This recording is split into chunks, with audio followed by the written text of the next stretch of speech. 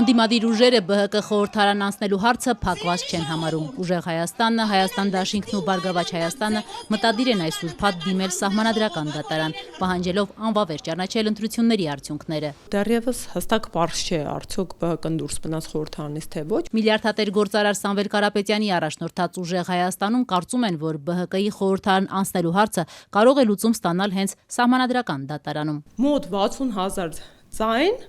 մեկ ամբողջ քաղաքական ուժ, որը ի սկզբանե հաղթահարում էր Շեմը, արհեստական եղանակով ընդհանրապես դուրս թողնվեց խաղից։ Սահմանադրական դատարանի մասին օրենքի համաձայն բարձրագույն դատարանը կամ պետք է անփոփոխ թողնի ընտրությունների արդյունքների մասին ԿԸՀ որոշումը, կամ անվավեր ճանաչելով այն 3 հնարավոր որոշում կայացնի։ Առաջինը՝ անվավեր ճանաչել ընտրությունների արդյունքները, երկրորդ՝ անվավեր ճանաչել եւ սահմանել մանդատների բաշխման կարգը, եւ երրորդ՝ նշանակել ընտրությունների երկրորդ փուլ։ Ուժեղ Հայաստանի падգամավորի տեխնացու Գոհար Մելոյանը հենց սահմանադրական դատարանի կողմից ընտրությունների արդյունքները անվավեր ճանաչելու եւ մանդատների բաշխման կարգ սահմանելու որոշման շրջանակում է հնարավոր համարում ԲՀԿ-ի մուտքը խորհրդարան։ Այսինքն սահմանադրական դատարանը ելքային փաստերի հիման վրա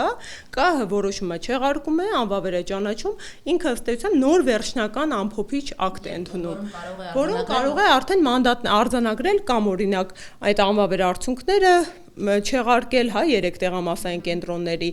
ԲՀԿ-ի անցողիկությունը նորից երաշխավորել եւ մանդատների բաշխման նոր կարգ սահմանել, որը կտարբերվի ԿՀ-ի բաշխումից։ Ընտրությունների արդյունքները սահմանադրական դատարանում վիճարկելու մասին հայտարարած Հայաստան դաշինքում եւս ԲՀԿ խորհրդարան անցնելու հարցը փակված չեն համարում։ Երկրորդ նախագահ Ռոբերտ Քոչարյանի առաջնորդած դաշինքի падգամավորի տեխնացու Դաշնակցության գերագույն մարմնի ներկայացուցիչ Իշխան Սաղաթելյանը ազատությանը փոխանցեց, չնայած չեն վստահում Փաշինյանի օրոք ընտրված սահմանադրական դատարանին, բայց ամեն դեպքում իրավական դաշտում պահանջվող բոլոր քայլերը ձեռնարկելու են։ Սահմանադրական դատարանի 9 դատավորից 8-ը ընտրվել են Փաշինյանի առաջնորդած ՔՊ խմբակցության կողմից։ Ընդ որում ՍԴ դատավորներից Վլադիմիր Վարդանյանը տակավին 3 ամիս առաջ իշխող ՔՊ խմբակցության падգամավոր էր։ Այսինքն դուք դեռ հույսը չեք կորցնում, որ սահմանադրական դատարանի որոշման միջոցով հնարավոր է անվավեր ճանաչել կամ գոնե ԲՀԿ-ին ետ վերադարձնել խորհրդարան։ Այսպես ձևակերպեմ,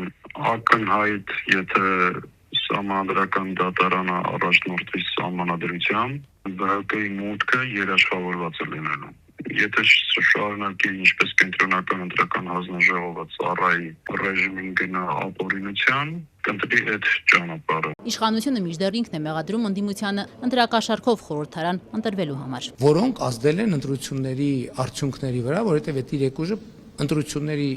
խորհրդարան մտնելու շեմը պետքա չհաղթահարեն։ Հիմա էլ քննարկում են, ասում են մանդատները վերցնենք, թե չվերցնենք։ Անկեղծ ասած, եթե չվերցնեն, գոնե 100% լեգիտիմ խորհրդարան կունենանք։ ԿՀ-ի կողմից ընտրությունների վերջնական արդյունքները հրապարակելուց հետո էլ ուժեղ Հայաստանն ու Հայաստան դաշինքները դեռ չեն հստակեցնում։ Ի վերջո վերցնելու են իրենց բաժին հասած համապատասխանաբար 29 եւ 12 մանդատները, ընդգծելով, որ այդ հարցին կպատասխանեն սահմանադրական դատարանի որոշումից հետո։ Չենք համարում, որ այս բան process-ը ավարտված է, դեռ դիմացը կա սահմանադրական դատարանը։ Բավականին լուրջ ու մի քանի ուժերի կողմից փաթեթներ է պատրաստում սահմանադրական դատարան դիմելու։ Այդ գործընթացից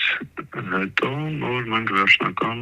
մանդատ վերցնում ենք, չենք վերցնում, ինչ քաղաքական քայլեր ենք նախաձեռնում, դրա մասին կասենք։ Մենք չունենք կայացրած որոշում այս պայդրությամբ։ Հիմա մենք պետք է էլի սպասենք, տեսնենք սահմանադրական դատարանի զարգացումների արդյունքում ինչ են տեղի ունենում։ Ընտրությունների արդյունքները սահմանադրական դատարանում կվիճարկի նաև Գագիկ Ծառուկյանի առաջնորդած ուժը, որը 3 տեղամասերում ընտրությունների արդյունքները անվավեր ճանաչվելուց հետո դուրս մնաց խորհրդարանից։ Գագիկ Ծառուկյանի խոսնակ Իվետ Ատոնոյանը ազատությանը փոխանցեց, որ հայցն արդեն նախապատրաստվում է։ Բոլորս էլ շատ լավ հասկանում ենք, որ ընդհանրապես թվաբանական աճպարարության արդյունքում Բարգավաճ Հայաստան կուսակցությունը չի հատել անցողիկ շեմը։ Սահմանադրական դատարան դիմելու ժամկետը այս ուրբաթ է։ Բարձրագույն դատարանը դիմումներն ընդունելուց հետո 15 օրյա ժամկետում պետք է որոշում կայացնի։